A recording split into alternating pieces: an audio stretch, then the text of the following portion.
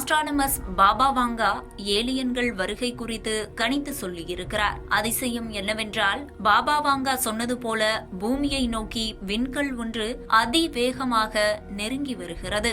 இரட்டை கோபுர தாக்குதல், பராக் ஒபாமா பிரசிடென்ட் ஆனது, 2004 சுனாமி, COVID-19 பெருந்தொற்று உள்ளிட்டவற்றை பல ஆண்டுகளுக்கு முன்பே கணித்து சொன்னவர்தான் பாபா வாங்கா.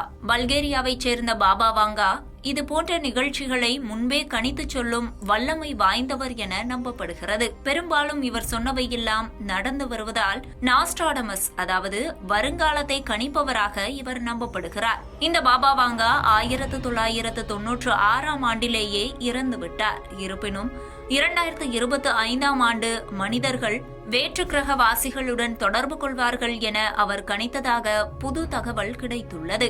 ஆச்சரியம் என்னவென்றால், அவர் கணித்ததை போலவே அண்மையில் பூமியை நோக்கி விண்கல் ஒன்று பயணப்பட்டு வந்து கொண்டிருக்கிறது. அட்லாஸ் என்ற தொலைநோக்கி மூலம் கண்டறியப்பட்ட இந்த விண்கல்லுக்கு விஞ்ஞானிகள் 3i அட்லாஸ் என்று பெயர் சூட்டியிருந்தனர்.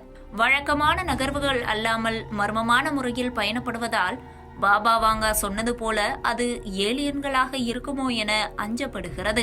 சூரிய மண்டலம் வழியாக மணிக்கு 1,30,000 கிலோமீட்டர் வேகத்தில் பூமியை நோக்கி வருகிறது இந்த விண்கல். கடந்த ஜூலை 1ஆம் தேதி விண்கல்லின் வருகை கண்டுபிடிக்கப்பட்ட நிலையில் ஹார்வர்ட் வானியற்பியலாளர் ஒருவர் விண்கல்லின் வருகை குறித்து தனது கருத்தை தெரிவித்துள்ளார். விண்கல் பயணப்பட்டு வரும் பாதை, அதன் வேகம், மற்ற கோள்களுக்கு அருகில் பயணப்படும் அதன் தன்மை ஆகியவற்றை கொண்டு அவர் இந்த கருத்தை கூறியுள்ளார். அதன்படி ஏலியன்கள் கண்காணிப்பு தொழில்நுட்பத்தை பயன்படுத்துகிறார்களோ என்ற சந்தேகத்தை அவர் எழுப்பியுள்ளார்.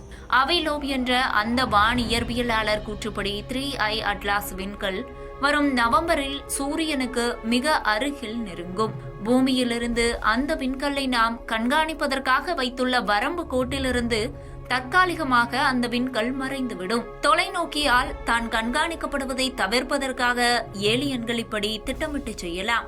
வேற்று கிரக சாதனங்களை பூமி அல்லது பிற கோள்களை நோக்கி அனுப்புவதற்கு இது ஒரு வாய்ப்பாக அமையலாம் என்றும் அவர் கூறியுள்ளார். ஆனால் லோப்பின் கருத்தை மறுக்கும் பலர் இது ஒரு வால்மீனாக இருக்கலாம்.